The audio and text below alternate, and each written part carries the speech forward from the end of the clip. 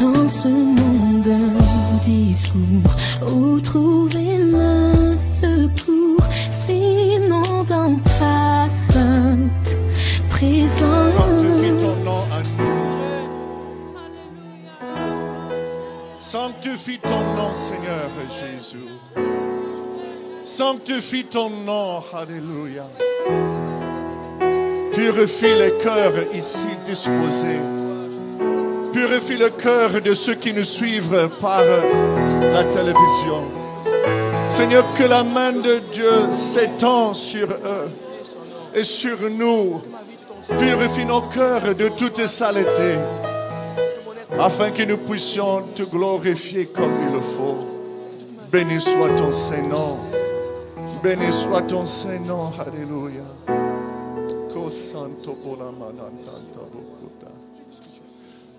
Oh, vous n'avez pas fini, moi non plus. Élevons encore la voix, glorifions l'Éternel. Alléluia. Seigneur, que tu es digne de recevoir toute louange et adoration.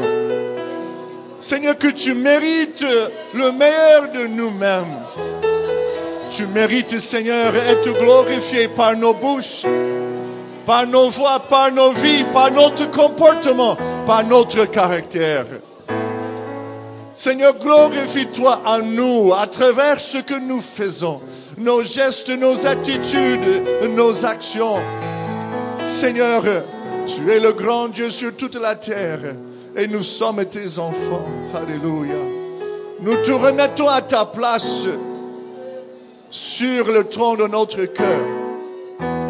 Gère notre vie, domine sur nos émotions, sur nos attitudes et sur nos faiblesses, afin qu'ensemble nous puissions proclamer: Jésus vit encore, il vit dans mon cœur, il vit dans l'église, il vit dans cette ville, il vit dans ce pays.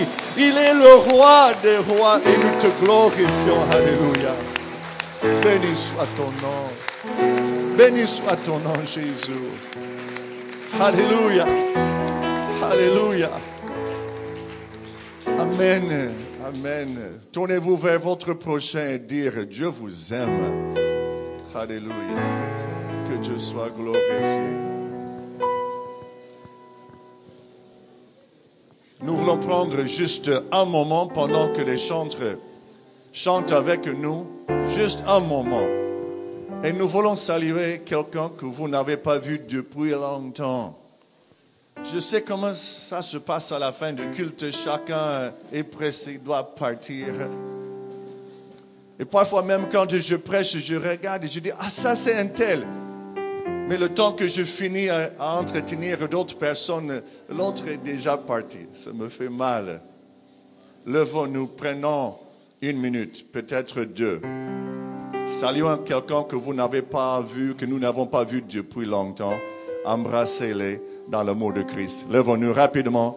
Les chanteurs vont chanter pour nous. Alléluia. Je reconnais que tu peux tout et que rien n'était impossible. Je reconnais que tu peux tout et que rien ne t'est impossible. Je reconnais que tu peux tout et que rien ne t'est impossible. Oh, je reconnais que tu peux tout et que rien n'était impossible. Oh,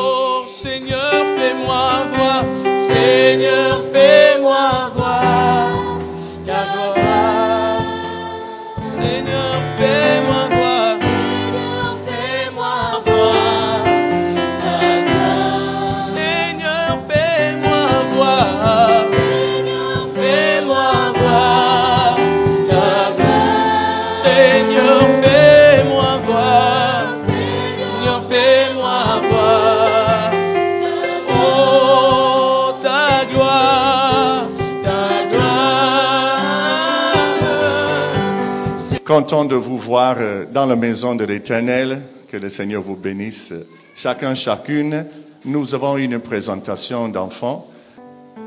Nous présentons ce matin Monsieur Obondoko Elangi Karil exaucé. Beaucoup croyaient que cet enfant ne serait pas né.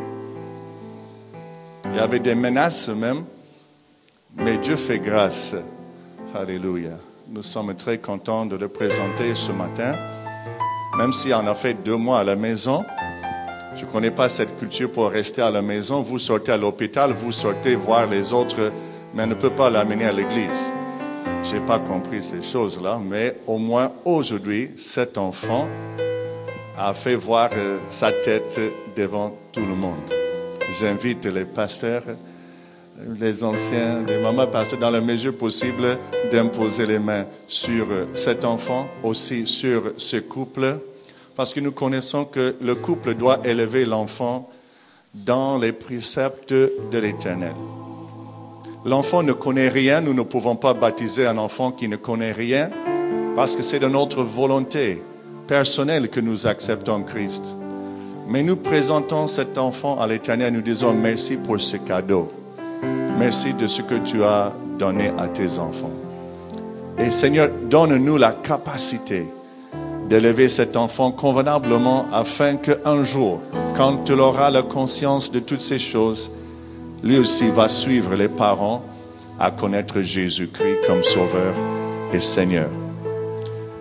Papa Sisto, est-ce que vous acceptez d'élever cet enfant dans les préceptes de l'Éternel, de lui montrer le chemin à Jésus-Christ et d'être modèle pour lui tous les jours de sa vie?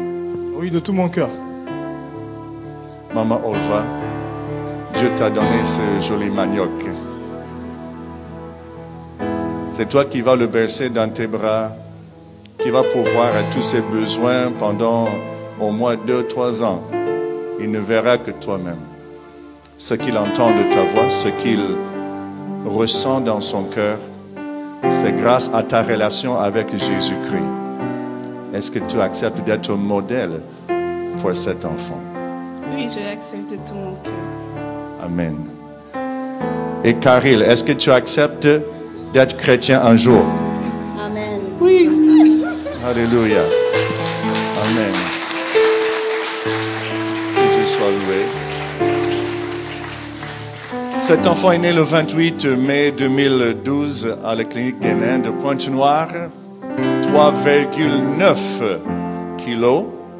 Nom du père Obondoko Elangi Karil Sisto. Nom de la mère Obondoko Né Bougou Olva.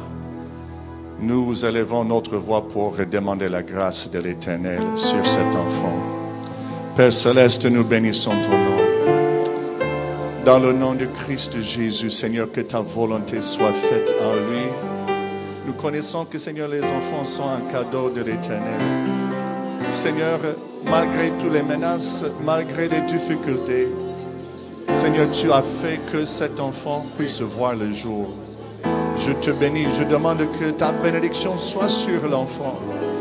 Contre la maladie, contre les menaces, contre toute autre chose. Et qu'il connaisse le Seigneur Jésus-Christ à un jeune âge dans cette assemblée, qu'il donne sa vie à Christ. Bénis Seigneur, maman, qu'elle puisse être modèle pour cet enfant, que l'enfant saura qui est Jésus-Christ à travers son exemple. Bénis Seigneur, Papa Sisto, que Seigneur, son exemple, ses paroles, ses gestes, ses actes reflètent l'amour de Christ et de sa propre volonté, l'enfant va suivre son Père et va donner sa vie à Jésus-Christ. Je te bénis Seigneur, au nom de Jésus-Christ. Amen.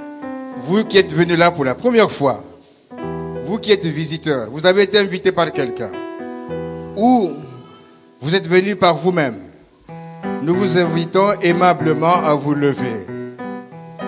Nous allons tout simplement faire votre connaissance et surtout témoigner la joie que nous éprouvons pour vous. Voyez, nous allons chanter pour vous. Shalom, chers amis. Shalom, chers amis. Shalom.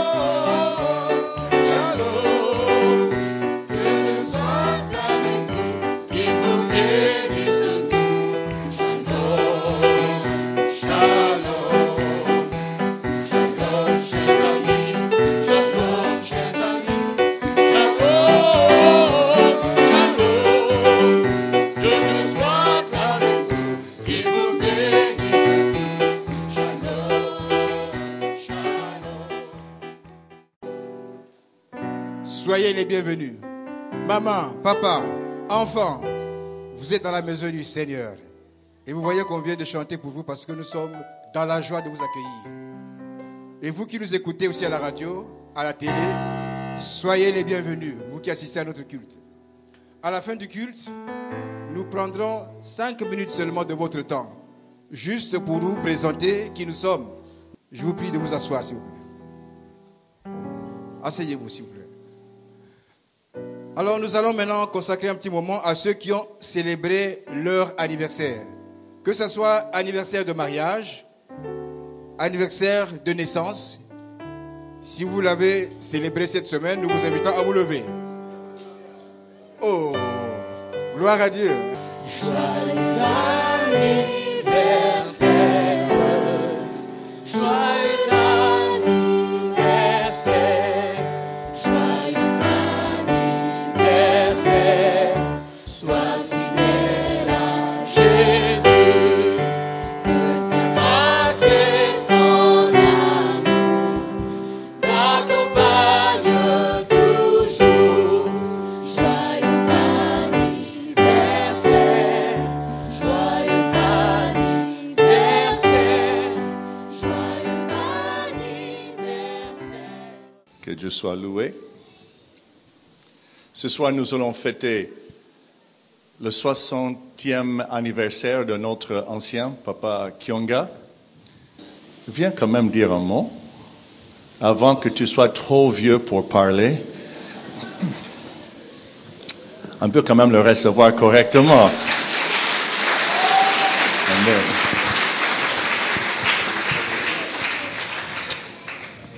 Pareille circonstance, les mots manquent quelquefois. Mais je suis comblé d'un amour sincère vis-à-vis de mes frères. C'est vrai que je revois ce que Christ avait dit quand ses parents se sont approchés. C'est vrai qu'il y a ma fille, il y a ma femme. Mais vous êtes ma famille. Et c'est ce qui fait que tous, unanimement, vous êtes dans la joie. Et je partage, vous partagez la même joie que moi. Alors soyez bénis dans le Seigneur. Amen.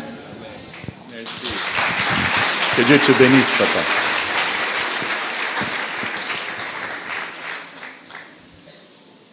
Nous avons reçu notre maman Anna, éprouvée, qui a perdu son mari il y a 2 semaines maintenant. Pendant la semaine, le couple Kenneth et Raïssa ont perdu leur enfant.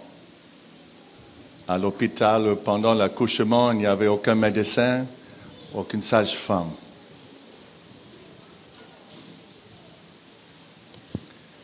Nous avons éprouvé une grande tristesse.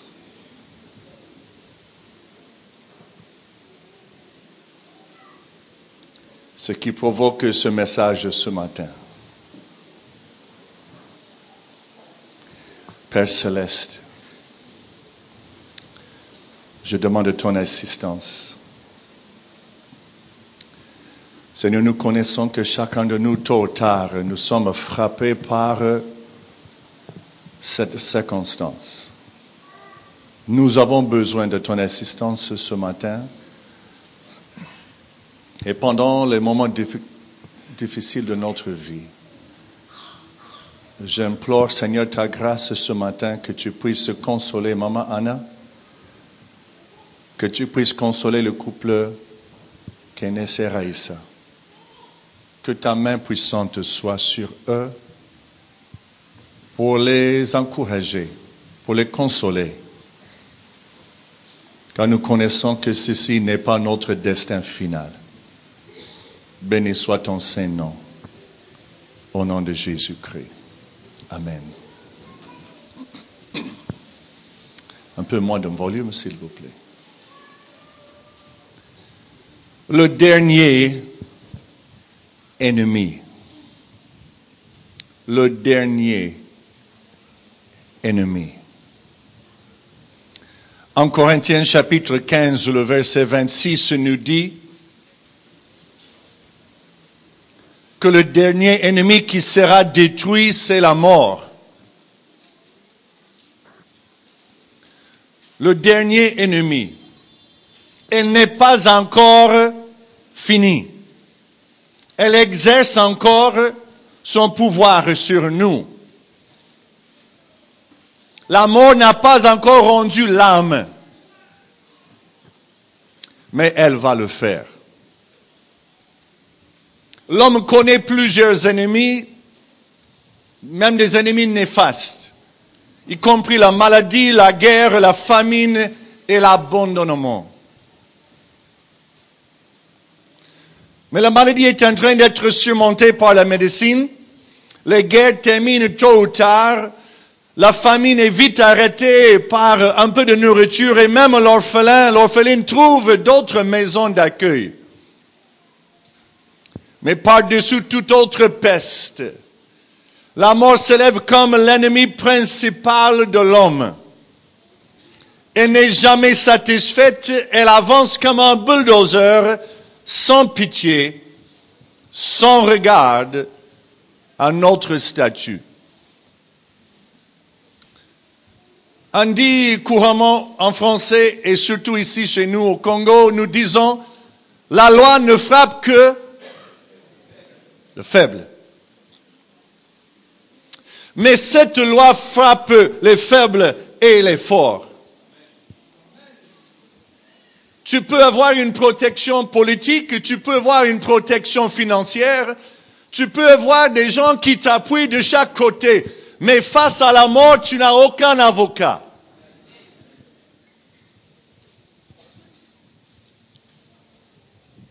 Permettez-moi de vous proposer 3 points importants.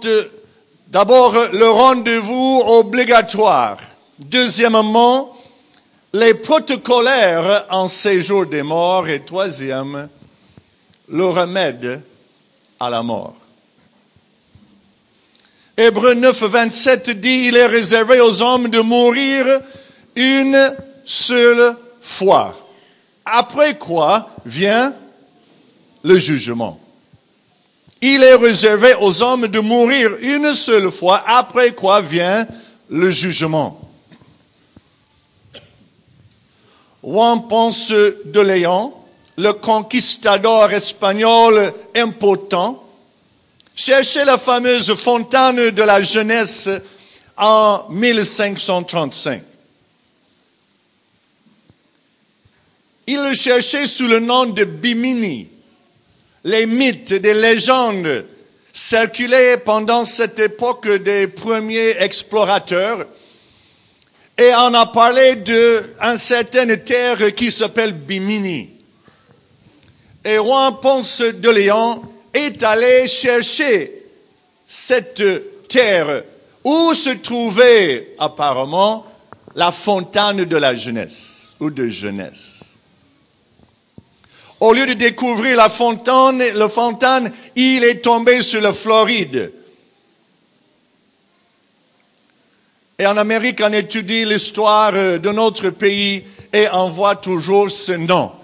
Il cherchait la fontaine de jeunesse, il a trouvé la Floride. Et la Floride, c'est là où tous les riches vont aller pour les vacances. En 12 janvier 1967, le premier homme, l'Américain James Bedford, fut congelé dans une chambre cryogénique en attendant un remède à sa mort. Il a payé de l'argent, on lui a mis dans cette chambre cryogénique, pour vous qui connaissez le terme. La température de cette chambre est à quelques degrés au-dessous de zéro absolu.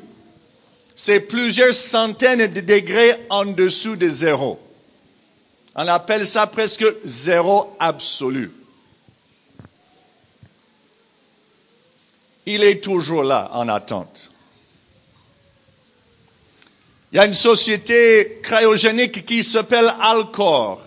A-L-C-O-R, qui offre aux intéressés la possibilité de se faire congeler en perpétuité pour un modeste montant de 1,325 milliard de francs CFA par tête. Il y a d'autres qui font conserver leur tête seule. Après la mort, on coupe la tête et on fait congeler leur tête croyant qu'à l'avenir, le médecin va assez avancer et ils vont pouvoir récupérer leur cerveau, le mettre dans un autre corps et la personne vivra à perpétuité. Si vous vous intéressez, voyez-moi après, je prendrai votre argent. Amen. Je vais implanter 50 000 églises ici au Congo et tu vivras à jamais à travers ces églises. Alléluia. Certains font des exercices physiques, comme papa avait fait tout à l'heure. Beaucoup achètent des machines à exercice physique. D'autres prennent des vitamines. Vous qui prenez les vitamines, levez la main. Vous aimez les vitamines, beaucoup. Et d'autres cherchent un remède métaphysique dans la méditation. Hélas, tous connaissent le même destin. Chez nous en Amérique, il y avait un homme qui parlait de la nourriture naturelle. Et à Kinshasa, se fait rage actuellement. Tout ce qui est naturel. Hein? Qu'est-ce que c'est? Oh, c'est naturel? Non, je ne le mange pas. Et j'ai toujours envie de leur dire, mais la terre est naturelle aussi. Allez-y, prenez, il y en a en abondance.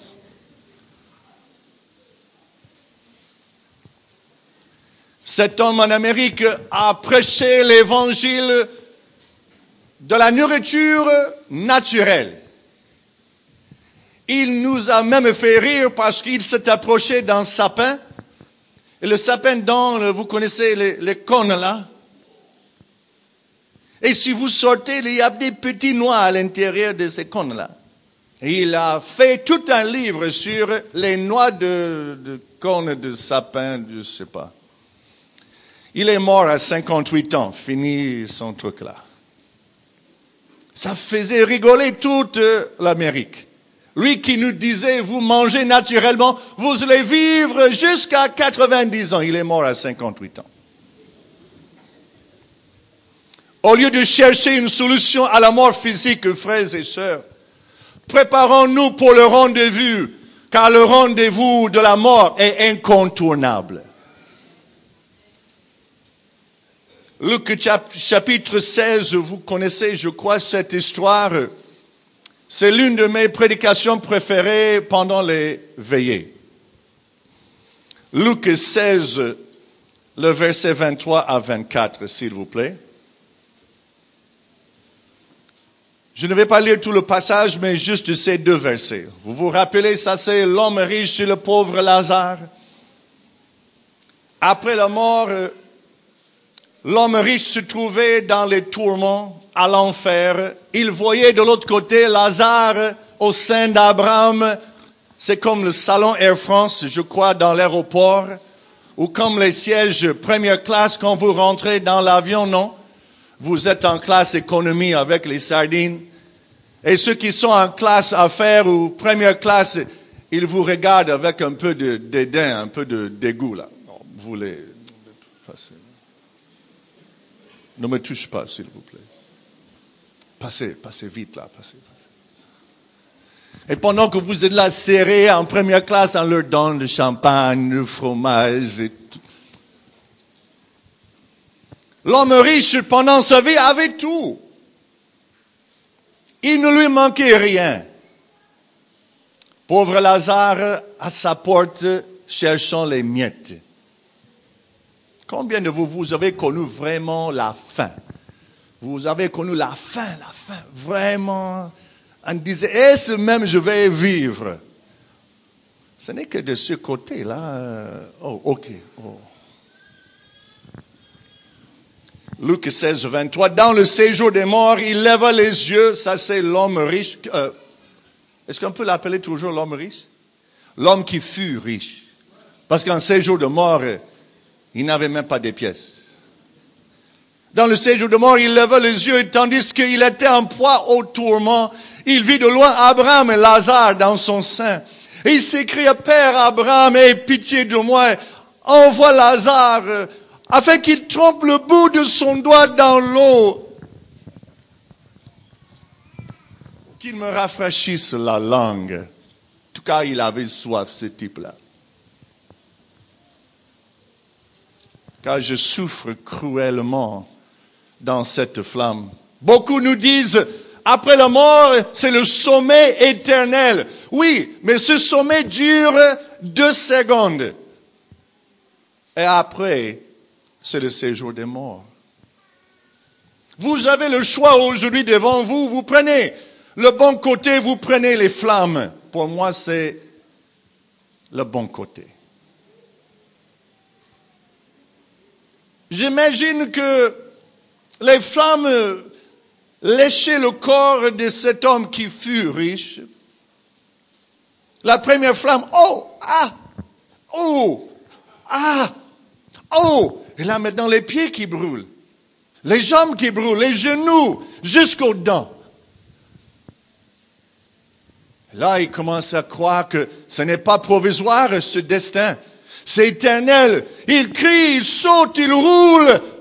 Aucun remède. Il lève les yeux, il voit Abraham, il voit Lazare. Oh, c'est toi le petit là qui était là devant. Toi, tu m'as agacé toujours. Mais comment toi tu es là-bas? Quel est ton secret?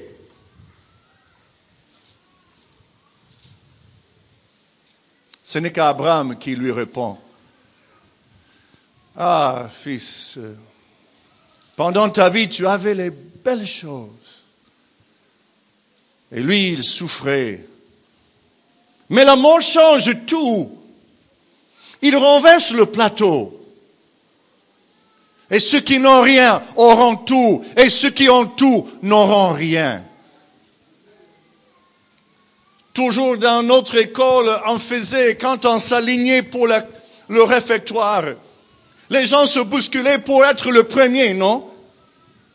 Et souvent, le moniteur, la monitrice disait, OK, alignez-vous bien, bien, bien. On était là tous. On comptait le nombre de places avant d'arriver au repas.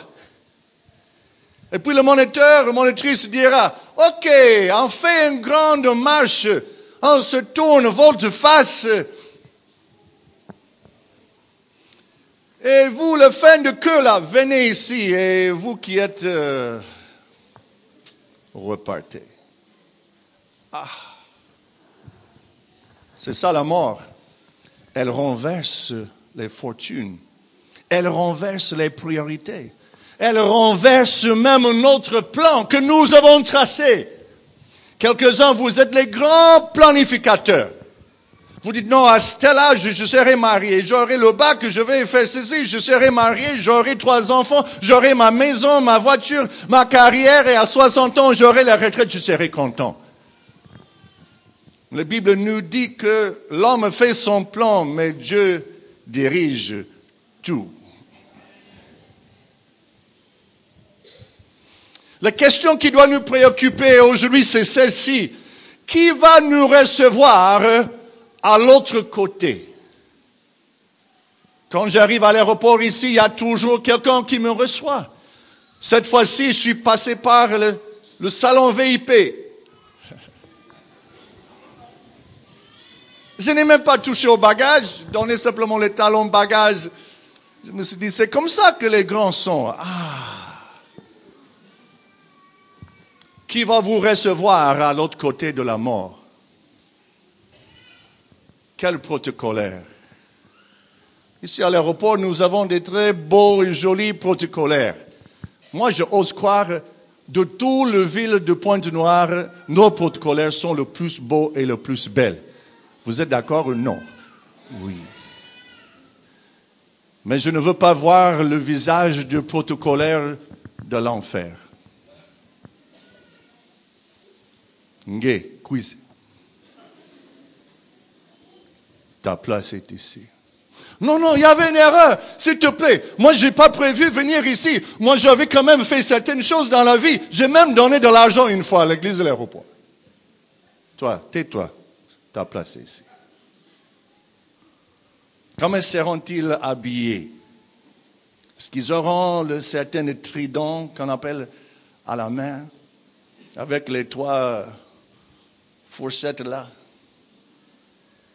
Est-ce que le diable aura le queue longue et rouge comme souvent on voit dans les dessins?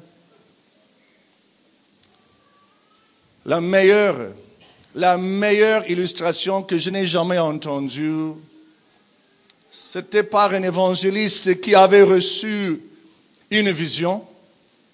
Et il voyait l'enfer comme un lac de feu avec des fosses individuelles et chacun dans sa fosse, enflammé.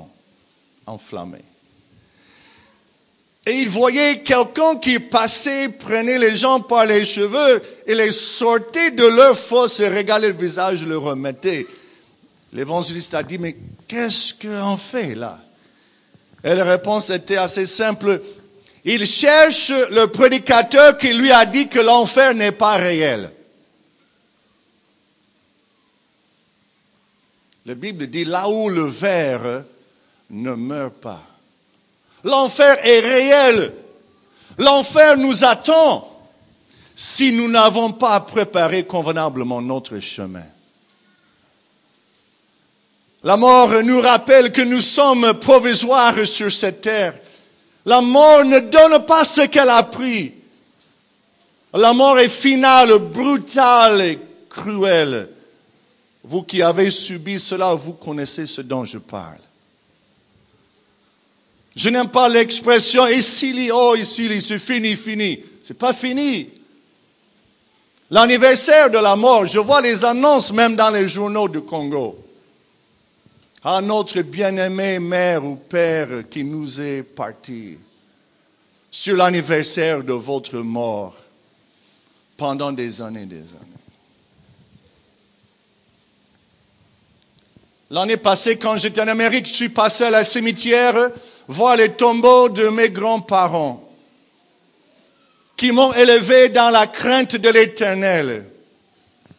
Je ne pouvais pas croire qu'il allait un jour mourir. Mon grand-père fut fort.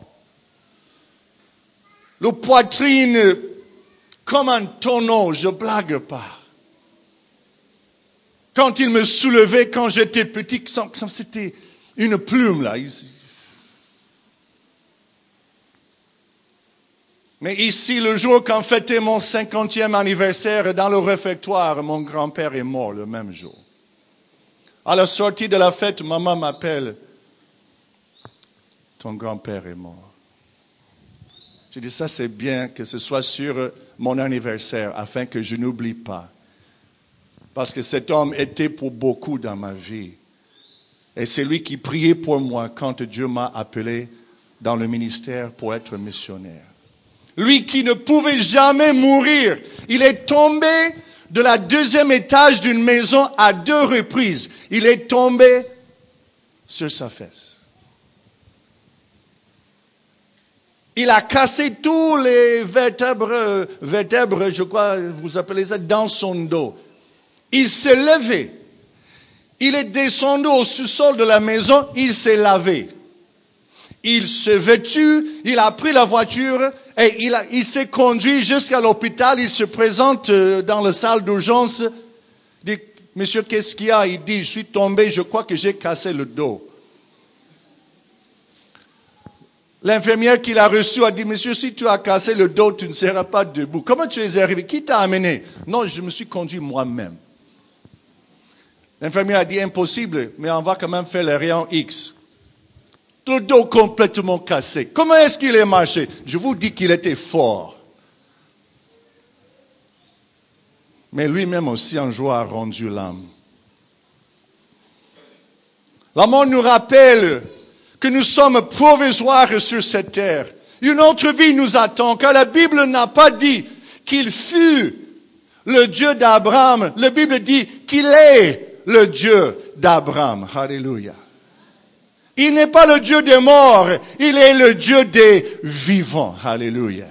C'est vrai, je vais enlever cette carcasse, je vais enlever cette carapace que nous appelons le corps humain. Mais mon esprit vivra à jamais. L'unique question, c'est où est-ce que mon esprit vivra? Avec Abraham ou avec l'homme qui fut riche?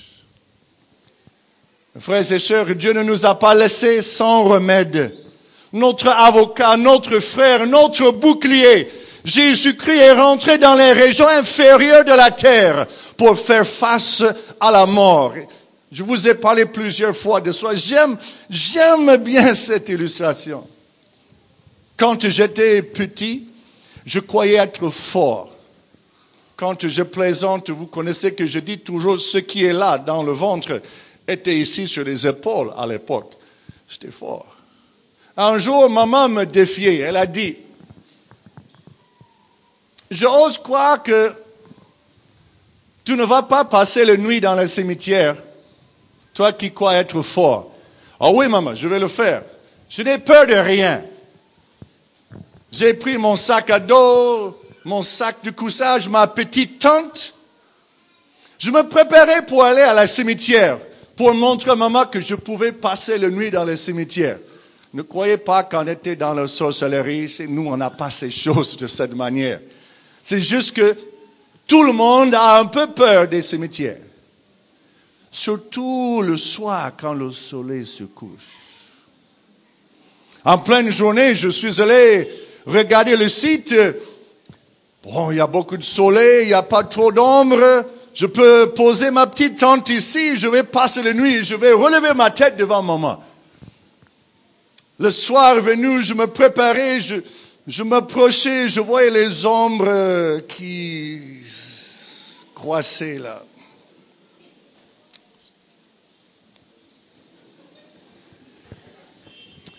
Et j'ai désisté, j'ai dit, maman, tu as raison là, j'ai peur de dormir dans le cimetière. Jésus n'a pas eu peur de descendre à l'enfer même. Parce que Dieu a tout créé. Jésus n'a peur de personne. Il est rentré dans les régions inférieures de la terre. Il a dit à Satan, donne-moi les clés à la mort. Est-ce que Satan avait même résisté? Oui, chef, voici les clés. Jésus est sorti. La Bible dit qu'il a amené des captifs. Ceux qui étaient captifs dans le passé. La rédemption de Jésus-Christ nous a libérés de toutes ces choses. Notre mort sera provisoire, physique, mais je vivrai éternellement avec Jésus-Christ. Alléluia. Éphésiens chapitre 4, le verset 8 à 9. C'est pourquoi il est dit, étant monté en haut, il a amené des captifs. Il a fait don aux hommes. Alléluia. La mort s'exulte. Elle piétine notre espoir. Elle se moque de nous, la mort. Mais Dieu ne nous a pas laissés sans défense. Apocalypse chapitre 1er, le verset 17 jusqu'au verset 18. Je suis le premier et le dernier. Et le vivant. J'étais mort. Voici, je suis vivant. Au siècle des siècles, je tiens les clés à la mort et du séjour des morts. Alléluia. Même s'il y a confusion informatique et tu te retrouves dans le séjour des morts de mauvais côté, bien sûr, je plaisante. T'inquiète pas. Tu frappes à la porte. Dis, grand frère, Yaya, il y avait une confusion. On m'a mis ici. Mais je sais que je suis couvert par le sang de l'agneau. S'il te plaît, viens ouvrir la porte. Alléluia. Les autres vont te regarder. Mais comment lui? Comment ça? La porte s'ouvre. Tu sors tête haute. La porte se ferme et les autres crient. Bien sûr, j'imagine, j'ouvre une parenthèse. Mais Jésus tient les clés à la mort. Vous qui êtes en deuil, vous qui passez par les moments difficiles, vous qui avez perdu les membres chers, vous toutes les mamans qui avez perdu des enfants, nous en avons perdu ici, Maman Janice et moi, ici en terre congolaise. Nous connaissons cette douleur. Nous connaissons combien ça nous frappe. Et quand on voit un bébé vivant, on dit, ce pouvait être mon bébé là. Vous qui étiez proches à vos parents, Ils vous ont quitté tôt. N'ayez pas peur. Jésus-Christ tient les clés à la mort et au séjour des morts. Prenez courage. La mort est provisoire. 1 Thessaloniciens chapitre 4, le verset 16 à 18. Car le Seigneur lui-même a un signal donné à la voix d'un archange. Au son de la trompette de Dieu descendra du ciel. Les morts en Christ ressusciteront premièrement. Ensuite, nous les vivants qui serons restés. Nous serons tous ensemble enlevés avec eux sur les nuées, à la rencontre du Seigneur dans les airs, et ainsi nous serons toujours avec le Seigneur. Consolez-vous donc les uns les autres par ces paroles. Il y a quelques années, j'ai prêché une prédication. J'ai expliqué que chez nous, à la fin d'une pièce de théâtre, il y a toujours une femme obèse qui chante. Parce qu'elles sont les meilleures chantres, apparemment. On peut voir beaucoup de scènes, beaucoup d'actes dans ce théâtre. Mais tant que la femme obèse n'a pas chanté, l'affaire n'est pas close. Quelqu'un attend. Vous subissez pour le moment. Vous êtes en deuil. Vous passez les moments très difficiles. Prenez courage. C'est pas fini. Jésus-Christ est monté à la droite du Père. Et la Bible dit qu'il est là en train d'intercéder pour nous chaque jour. Vous n'êtes pas abandonnés. Vous n'êtes pas isolés. Vous n'avez pas fait quelque chose de mal pour mériter ceci. Sache que Dieu vous aime. Il porte vos fardeaux. Car la Bible dit que nous pleurons avec ceux qui pleurent. Nous nous réjouissons avec ceux qui sont en fête. Parce que Jésus est passé sur la terre, il connaît vos faiblesses, il connaît vos difficultés. Peut-être les autres sont en fête, toi tu es en deuil. T'inquiète pas, il y a un Dieu dans les cieux qui te regarde. Il connaît tes besoins. Il connaît bercer tes problèmes à côté de son cœur. Fais confiance à lui. Fermez les yeux, s'il vous plaît, avec moi.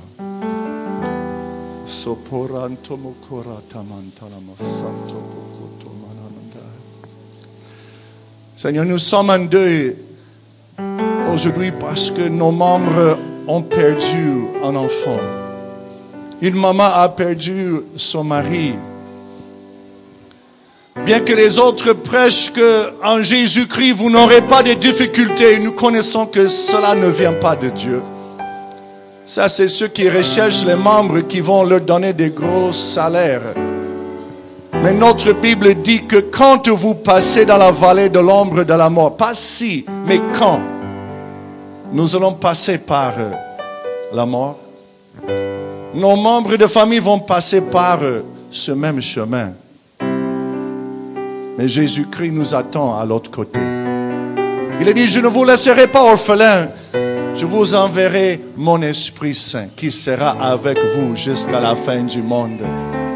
Mais quand je serai au ciel avec l'Éternel, quand les tombeaux vont s'ouvrir et ceux qui sont morts en Christ vont ressusciter, ils vont partir, ils vont sortir de ces tombeaux. La terre va s'exploser, l'herbe va s'enfiler. Les corps vont se lever, ressusciter, vivants, nouveaux. Alléluia. Les maladies vont tomber. Ceux qui ont des béquilles vont les lâcher. Ceux qui ont des problèmes des dents, ceux qui ont des problèmes de cerveau, ceux qui ont des problèmes de cœur, tout ça va disparaître. Notre corps sera renouvelé. Nous allons monter dans les airs. On n'aura pas besoin d'Air. On n'aura pas besoin de Transair Congo. On n'aura pas besoin d'Air France parce que nous allons survoler avec les anges et nous allons voir notre Rédempteur face à face, celui qui est mort à notre place. Il vous aime. Il vous aime. Ce matin, il vous tend de la perche.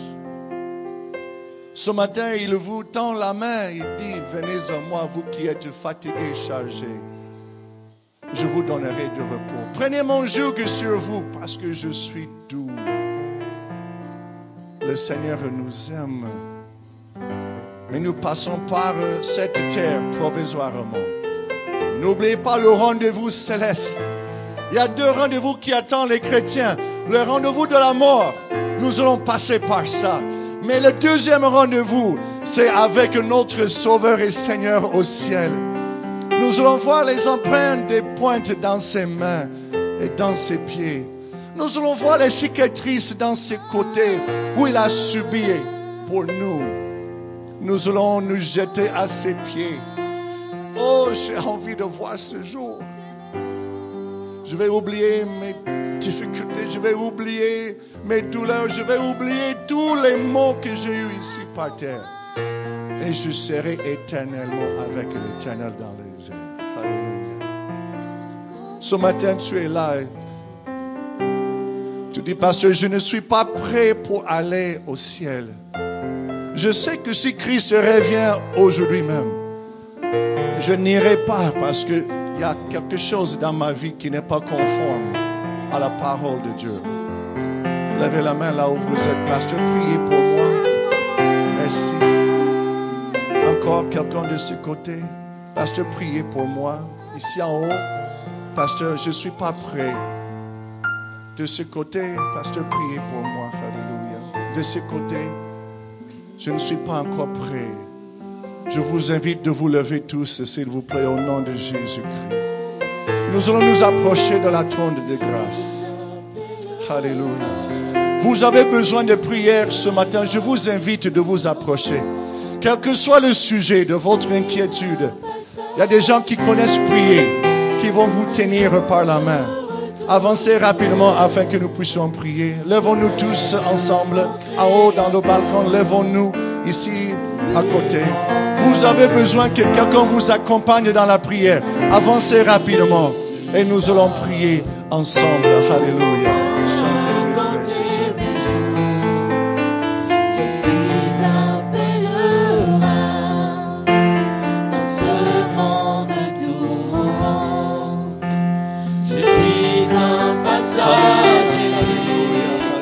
Un jour je retournerai auprès de mon Créateur. Seigneur, accomplis ta volonté ce matin dans notre vie.